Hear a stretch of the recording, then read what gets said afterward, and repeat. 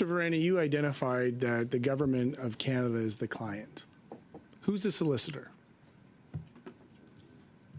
I'm the solicitor as well as the people that assist me. Or my office. And you're also part of government. That is correct. You're in cabinet.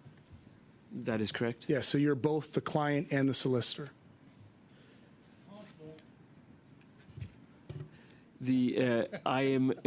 I wear different hats at different times in this context. I remember the S&C, the details of the S&C-Lavalin affair well when a previous Attorney General made a very clear distinction that there is some significant challenges about being both the client and the solicitor, and yet your testimony here today is that the sacrosanct feature is to protect the relationship, but the government has a long history of waiving competent confidence. So how do you defend that when most, as my understanding, of the legislation that provided you with public interest immunity weighed the balance of the protection of government information with the public interest?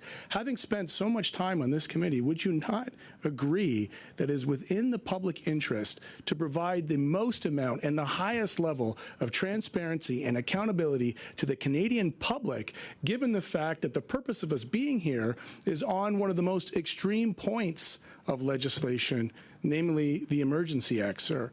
So being both the client and the solicitor, please explain to me and the public how you justify not providing basic information in the general public interest.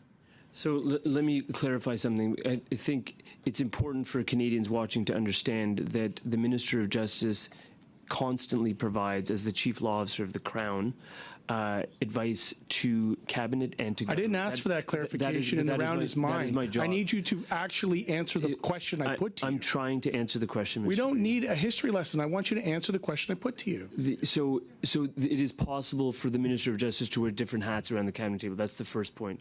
The second point, sir, is that I don't agree with your assertion that Cabinet confidence is regularly waived. I know of very few instances, actually, that it has ever been waived. And in terms of ensuring transparency with this process, I'm trying to provide you with as forthcoming information as possible. You've been provided with what is effectively similar to a charter statement. You've been provided with information from the previous Deputy Minister, François Dague.